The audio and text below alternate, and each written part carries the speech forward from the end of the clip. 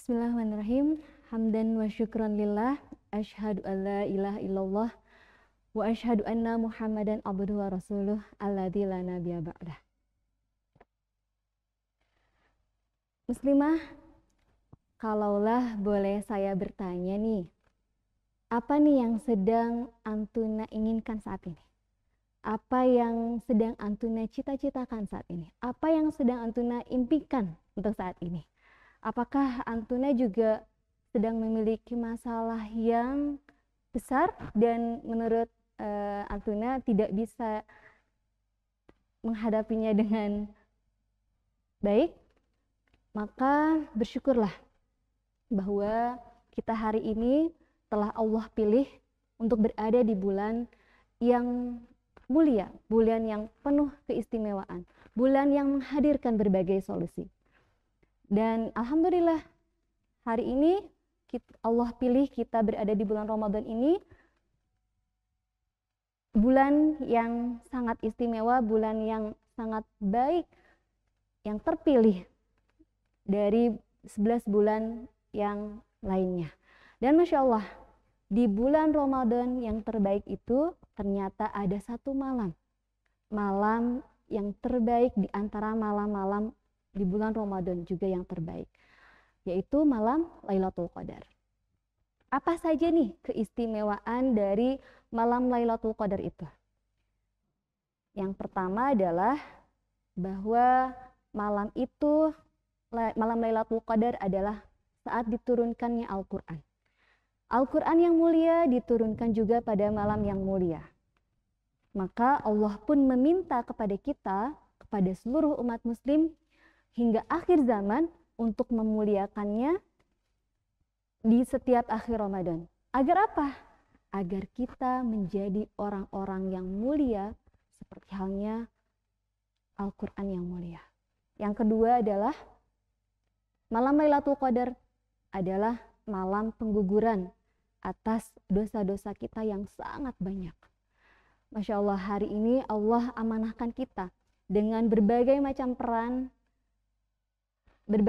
peran yang sangat banyak sekali, baik itu sebagai seorang istri, sebagai seorang ibu, sebagai anak perempuan, sebagai apapun peran yang Allah amanahkan, maka begitu banyak mungkin dosa yang kita lakukan dengan mata kita, dengan telinga kita, dengan tangan kita, dengan kaki kita, dengan lisan kita yang mungkin saja sering kita berbuat kemaksiatan. Dosa-dosa yang tidak kita sadari, menyakiti suami, menyakiti anak kita, menyakiti ibu bapak kita. Maka Masya Allah, Allah hadirkan hari ini dan di bulan Ramadan ini, Lailatul Qadar, sebagai momentum besar kita untuk menjadikan penggugur dosa-dosa kita. Yang ketiga adalah malam ini adalah malam dilipat gandakannya pahala. Malam yang lebih baik daripada 1000 bulan. Karena jika dihitung, kalau 1000 bulan itu sekitar 86 tahun. Itu artinya kalau kita beribadah pada malam itu dengan ibadah yang ikhlas, yang bersungguh-sungguh kepada Allah, maka sungguhnya ibadah kita malam itu akan dihitung setara dengan 86 tahun kita beribadah, Masya Allah. Dan ini adalah salah satu kesempatan yang sangat besar dari Allah untuk kita, karena contohnya kita memiliki umur 30 tahun, dikurang masa sebelum balik 10 tahun. Berarti kita 20 tahun, kalau kita bisa mengoptimalkan 20 tahun itu, maka 20 tahun dikali 1000 bulan, maka betapa besar banyaknya pahala yang kita dapatkan dari Allah Subhanahu wa taala. Dan yang terakhir, keutamaan malam Lailatul Qadar adalah malam ini adalah penentuan takdir. Ditetapkannya takdir seorang hamba. Nah, berarti ini adalah salah satu kesempatan kita untuk bisa mengubah takdir yang buruk menjadi takdir yang baik. Nah, berbicara tentang takdir berarti kita juga harus mengimani qada dan qadar. Bahwa para ulama menyampaikan ada 4 takdir. Yang pertama takdir ajali, takdir umri, takdir sanawi, dan takdir yaumi. Takdir ajali adalah takdir yang tidak bisa diubah karena sudah ditetapkan di Lauhul Mahfuz sejak 50.000 tahun yang lalu sebelum penciptaan langit dan bumi. Maka ini tidak bisa kita tawar. Kecuali takdir umri, takdir sanawi, dan takdir yaumi. Ini yang bisa kita minta kepada Allah untuk dijadikan lebih baik. Nah, tadi yang pertama itu takdir ajali. Apa sih takdir ajali? Takdir ajali itu tadi takdir yang tidak bisa diubah oleh kita, tidak bisa kita tawar kepada Allah. Seperti halnya kematian. Kematian kita mau meminta tahun depan atau berapa tahun yang akan datang, atau jangan dulu mati ya Allah, jangan dulu meninggal ya Allah. Tidak bisa seperti itu karena sudah ditakdirkan oleh Allah. Tetapi pada malam Lailatul Qadar itu kita bisa meminta kepada Allah agar kita dimatikan dalam cara yang baik, yaitu husnul khotimah. Tuh. Kemudian takdir yang tidak bisa diubah, takdir nasab.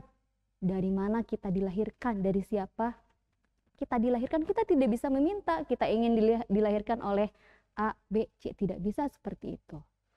Tapi kita bisa meminta kepada Allah agar Allah memberikan kita kekuatan untuk bisa berbakti kepada kedua orang tua yang telah melahirkan dan mengurus kita.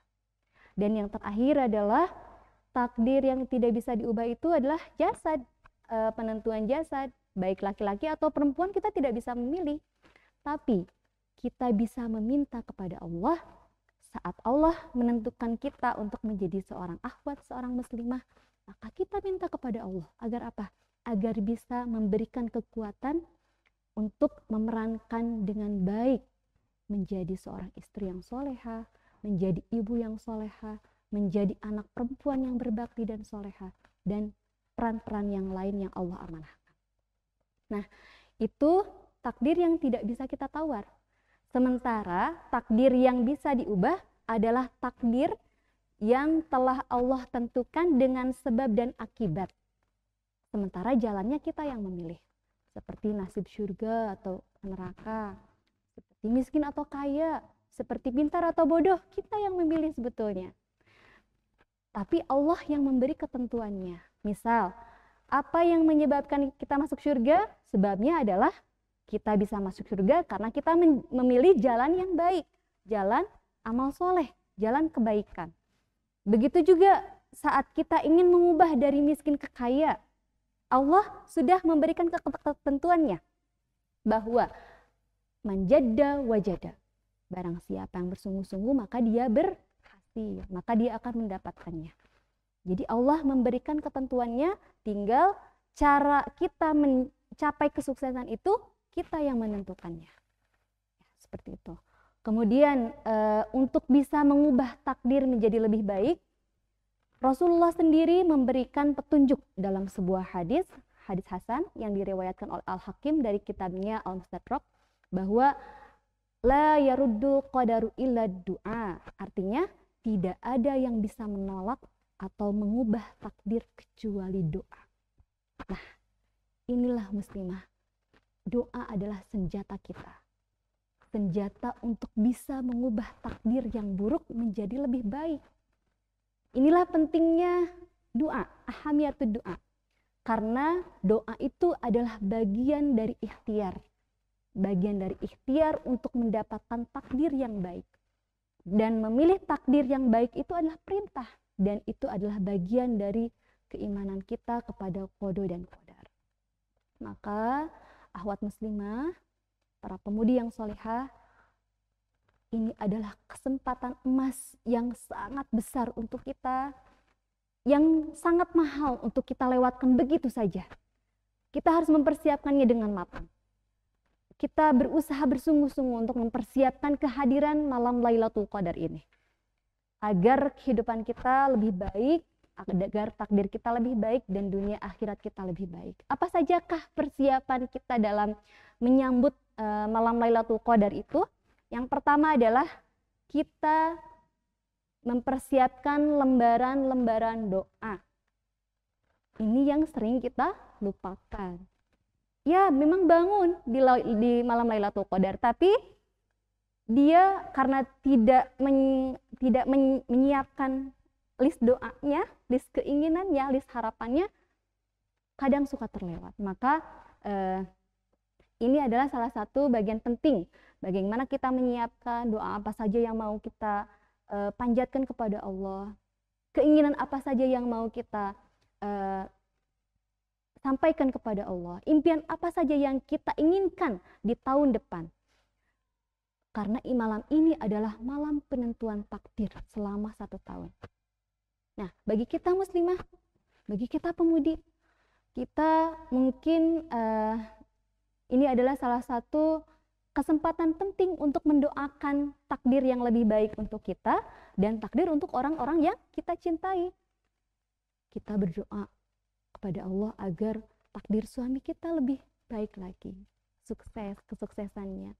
Kemudian melihat anak-anak kita berdoa kepada Allah agar ujiannya lulus mungkin bagi yang sudah memiliki anak yang sudah sekolah, atau diberikan rezeki yang halal, diberikan rezeki yang baik untuk mereka, diberikan kecerdasan yang lebih tinggi, diberikan kepahaman ilmu yang lebih baik, jadikan mereka penghafal Quran dan lain sebagainya. Begitu juga kita sebagai anak perempuan,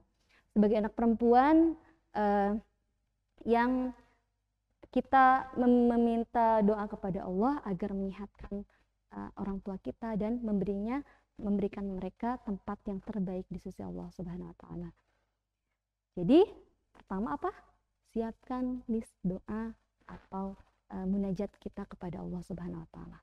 Yang kedua adalah siapkan fisik dan ruhiyah kita. Jangan sampai nih akhwat, kita kelelahan, keletihan. Misal, jika besok hari ke-20 berarti malamnya ke-21. Maka kita jangan memilih pekerjaan yang siangnya itu akan berpotensi nanti malam kita akan merasa lelah. Kita persiapkan makanan kita dengan baik, dengan secukupnya, istirahatnya dengan cukup. Jangan sampai kita karena banyak undangan bukber nih, maka kita terlalu banyak makan, terlalu melalaikan dan lain sebagainya, sehingga kesempatan nanti malam itu tidak optimal. Nah, jadi itu istirahatkan secara fisik dan ruhiyah dengan baik. Kemudian yang terakhir adalah akhwat salihah, buat planning atau rencana atau ibadah apa saja yang mau kita kerjakan, dilihat satu-satu. Misal dari maghrib dan isya, kita sholat di masjid sampai isya, kemudian tarawih. Kemudian kita tidur lebih awal, lebih cepat, agar kita bisa lebih cepat bangun di tengah malam. Kemudian kita saat bangun diisi dengan tilawah, dengan murojaah, dengan istighfar, dengan memperbanyak zikir, dan juga memperbanyak doa. Allahumma innaka afuwun tuhibbul afwa wa'fu anni.